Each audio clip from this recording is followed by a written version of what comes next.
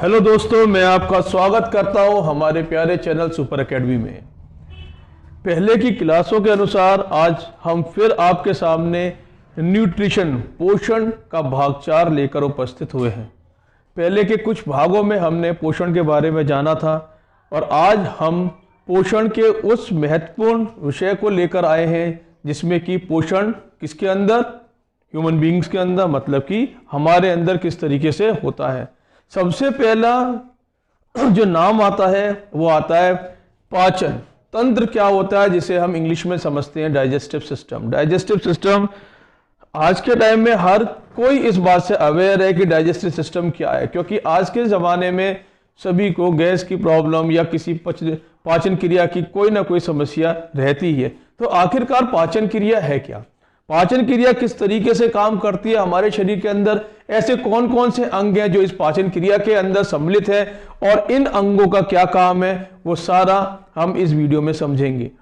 ठीक है, तो पाचन क्रिया क्या है कि भोजन से के अन्न ग्रहण से लेकर मल त्याग तक का एक तंत्र जिसमें कि अनेक अंग ग्रंथियां आदि सम्मिलित हों और वह सब एक साथ काम करें, वो पाचन तंत्र कहलाता है। मतलब कि भोजन ग्रहण करने से लेकर, जैसे ही हम भोजन को ग्रहण करते हैं उससे लेकर हमारे मल त्यागने तक की जो क्रिया होती है उसमें जितने भी अंग हमारे सहायक होते हैं इस क्रिया को पूरी करने में, उन सबको साथ मिलकर जो विधि बनती है वही पाचन क्रिया कहलाती है, पाचन तंत्र कहलाता है। अब ये तो है नहीं कि हमने भोजन किया और हमने मल त्याग दिया, ऐसा तो कुछ है नहीं। जाहिर सी बात है कि हम भोजन मुख से खाते हैं और उसके बाद मल त्यागते हैं। ठीक है, तो इसके इस बीच में एक लंबी सी प्रक्रिया होती है जो पूरे शरीर के अंदर चलती है, वो प्रक्रिया जिसमें कि अनेक अनेक हमारे ग्रंथियां और अंग साथ मिलकर जो काम करते हैं उसी को पाचन तंत्र कहते हैं। ठीक है, पाचन, सबसे पहली बात क्या है कि पाचन है क्या। भाई तंत्र हमें पता चल गया कि एक प्रोसेस है, लेकिन पाचन है, डाइजेस्टिव है या डाइजेशन है क्या। सबसे पहली बात कि डाइजेशन क्या है, जटिल पोषक पदार्थों व बड़े अणुओं को विभिन्न रासायनिक क्रियाओं तथा एंजाइमों की सहायता से सरल छोटे घुलनशील पदार्थों में परिवर्तित करने की प्रक्रिया को ही पाचन कहते हैं। समझने वाली बात क्या है, जटिल पोषक तत्व, हम जिस तरह का भोजन करते हैं उसमें हर तरह का भोजन हमारे सामने आता है। कुछ तो ऐसा होता है जो कि मुलायम होता है, हम आसानी से खाते हैं और आसानी से हमारे पेट में जाकर पच जाता है। कुछ ऐसे भी होते हैं जो कि क्या नाम है, कठोर पदार्थ होते हैं, जैसे कि आजकल सर्दी का मौसम, मूंगफली एकदम जाकर पेट में नहीं पचती। ठीक है, ऐसे और भी बहुत सारे तत्व हैं, जैसे कि आजकल के बच्चे फास्ट फूड खाते हैं, वो भी एकदम से शरीर में जाकर नहीं पचते। तो कहने का मतलब है कि ऐसे ही कुछ जटिल पोषक पदार्थ जिसमें कि हमारे क्या है, बड़े अणुओं को विभिन्न रासायनिक क्रियाओं के साथ, मतलब कि जब भोजन हमारे शरीर में जाता है तो रासायनिक क्रियाएं होनी शुरू हो जाती हैं और उन रासायनिक क्रियाओं और पचाने वाले एंजाइमों की सहायता से जब हम उस भोजन को सरल छोटे और घुलनशील, मतलब कि पानी के अंदर, लिक्विड के अंदर घुलने लायक बना देते हैं और उसी परिवर्तित करने की क्रिया को हम क्या कहते हैं, डाइजेशन कहते हैं। तो डाइजेशन एक ऐसी विधि है जिसमें कि हम हमारे पाचन तंत्रों की सहायता से, जो कि जूसेस छोड़ते हैं उनकी सहायताओं से और हमारे रासायनिक क्रियाओं की वजह से अपने भोजन को बहुत सरल और क्या नाम है, घुलनशील बनाते हैं, उसी को डाइजेशन कहते हैं। ठीक है, तो डाइजेशन तीसरी सबसे बड़ी बात है कि हमारे इसमें सबसे बड़ी जो भाग है वो क्या है, वो हमारा है एलिमेंट्री कैनाल, जिसको आहार नाल कहते हैं। आहार नाल, आहार नाल कि भाई हम मुख से खाते हैं और हमारे कहां तक जाता है ये सब सारी बात, तो इसे पोषण नाल भी कहा जाता है, जिसकी लंबाई 8 से 10 मीटर तक होती है। मतलब कि मुख से लेकर और नीचे तक हमारे इस नाल की, इस नली की जो लंबाई होती है वो 8 से 10 मीटर तक होती है। अब आहार नाल के भी कुछ प्रमुख भाग होते हैं, वो भाग देख लेते हैं। पहला मुख, सबसे पहला आता है मुख, जिससे कि हम भोजन ग्रहण करते हैं। ग्रासनी, मतलब कि हमारे जो यहां पर होती है मुख से यहां पर, उसके बाद ग्रास नली जो यहां से लेकर हमारे कहां तक जाती है, आमाशय तक जाती है, फिर आमाशय, फिर छोटी आंत, फिर बड़ी आंत। इस तरीके से हमारे ये क्या है, हमारे आहार नाल के प्रकार हैं। सबसे पहले मुंह, ठीक है, फिर हमारे यहां पर ग्रासनील, ग्रासनी, फिर ग्रास नली जो कि हमारे कहां तक जाती है, अमाशय तक जाती है, फिर अमाशय आ जाता है, अमाशय से निकलकर छोटी आंत आती है, फिर छोटी आंत के बाद बड़ी आंत आती है। ये सभी हमारे भोजन को पचाने में हमारी मदद करते हैं। ये हमारे वो भाग हैं कि अगर इनमें से कोई भी भाग सही तरीके से काम नहीं करेगा तो भोजन हमारा सही तरीके से बिल्कुल भी नहीं पचेगा। ठीक है, तो सबसे पहले फिर आखिर में क्या आता है कि भाई बड़ी आंत तक हमारा भोजन, और अंतिम जो भाग होता है वो है मल द्वार, जिससे कि हम अपने शरीर के अंदर का बचा हुआ अपने शरीर से बाहर निकाल देते हैं। ठीक है, तो चौथी बात समझने वाली है, पाचन ग्रंथियां क्या होती हैं। मतलब कि अब ये तो है नहीं, हमने अभी पढ़ा कि भाई हमारा मुख के बाद हमारी ग्रासनली, फिर उसके बाद ग्रासनली, फिर हमारा अमाशय, फिर उसके बाद हमारी छोटी आंत, फिर बड़ी आंत, फिर मलद्वार। इन सब के बीच में एक ऐसा भी भाग होता है जो कि हमारे शरीर को पचाता है, जिसको हम क्या कहते हैं, पाचन ग्रंथियां। सबसे पहली बात आप ध्यान दें, जब हम भोजन करते हैं तो हमारी जीभ पर एक अलग सी लार आ जाती है।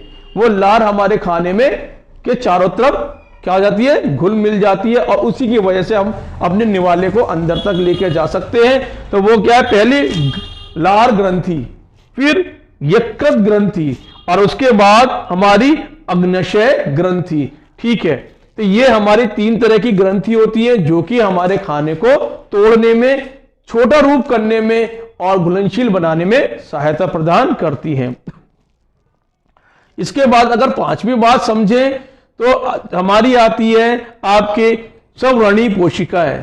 ठीक है, विभिन्न स्तरों पर सवर्णी पोषी भोजन पचित भोजन रस व अवशिष्ट की गति को नियंत्रण करती है। कहने का मतलब है कि ये वो विधि है जिसमें कि हमारा जो भोजन है, जो पचना शुरू करता है या पचित भोजन होता है, या हम ये कह सकते हैं कि इसको कंट्रोल करने के लिए हमारा एक कंट्रोलर लगा हुआ हो, तो वो क्या कहलाता है, हमारे सवर्णी पोषी कहलाती है। इसके बाद एक चीज बहुत महत्वपूर्ण है, वो है हमारे दांतों का भी विशेष उपयोग है हमारे भोजन को पचाने में। क्यों? क्योंकि सबसे पहले भाग जो हमारे भोजन से मिलता है वो हमारे दांत, क्योंकि वो से छोटे छोटे रूप में काटना शुरू कर देते हैं।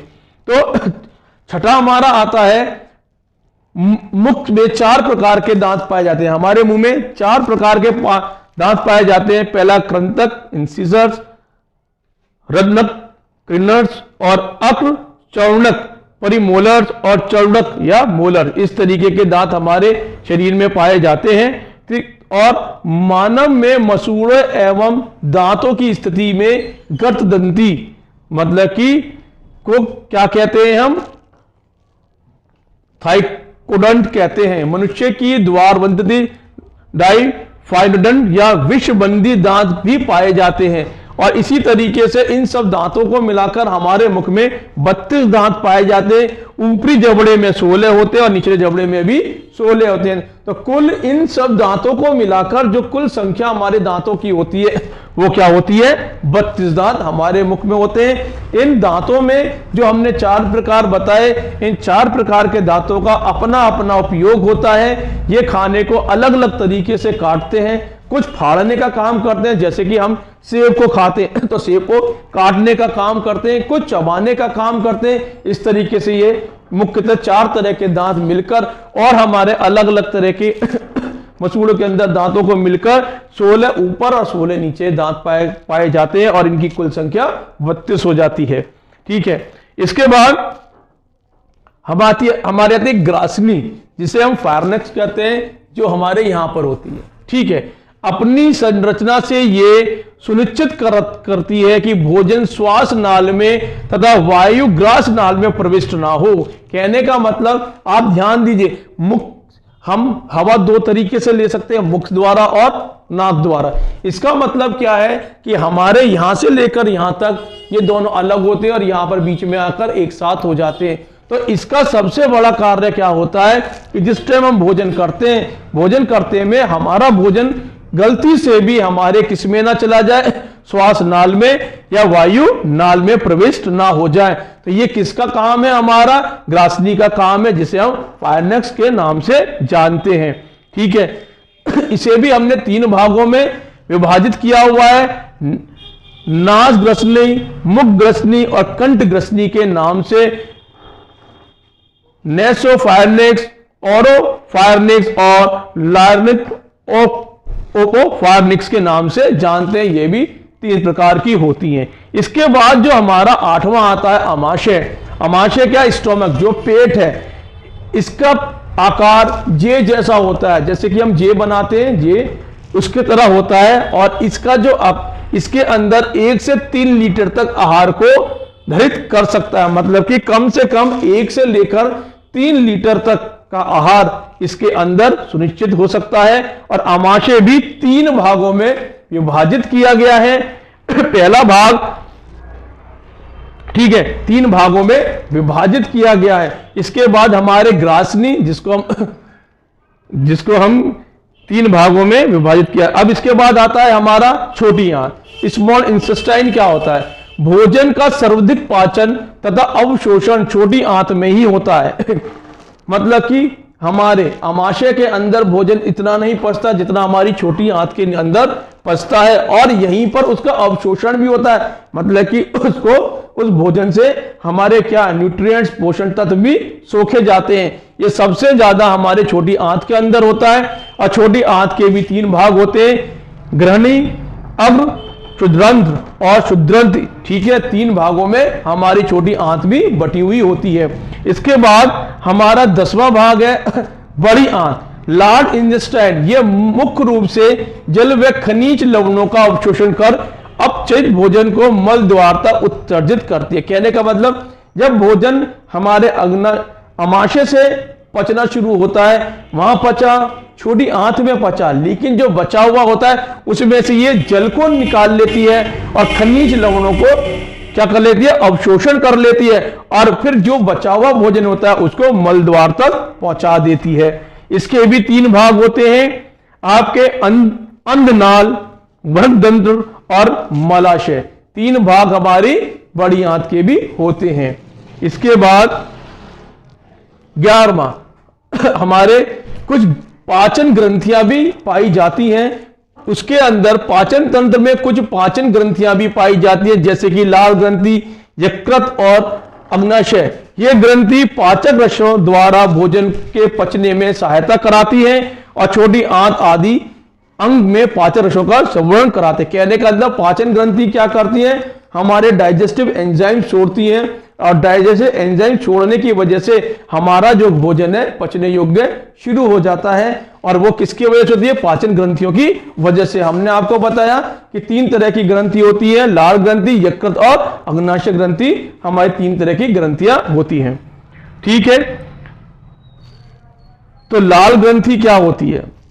सबसे पहली बात, सैलिवरी ग्लैंड जो हमारे यहां पर होती है, जीभ के नीचे और एक जीभ के ऊपर, इसके द्वारा लार का संवरण किया जाता है। लार का मुख्य कार्य भोजन में उपस्थित स्टार्च का पाचन करना, भोजन को चिकना और घुलनशील बनाना तथा दांतों और मुख वाहिका व जीभ की सफाई करना।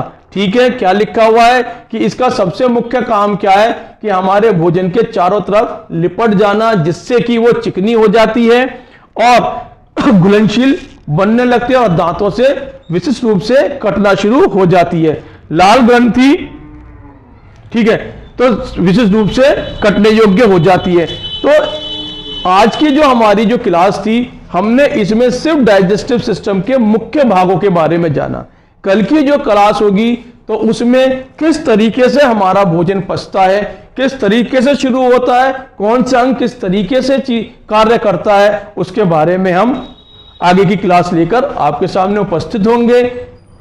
आज की क्लास आपको कैसी लगी कमेंट बॉक्स में करके जरूर बताएं। ज्यादा से ज्यादा सब्सक्राइब करें और बेल आइकन को दबाते रहें। जय हिंद, जय भारत।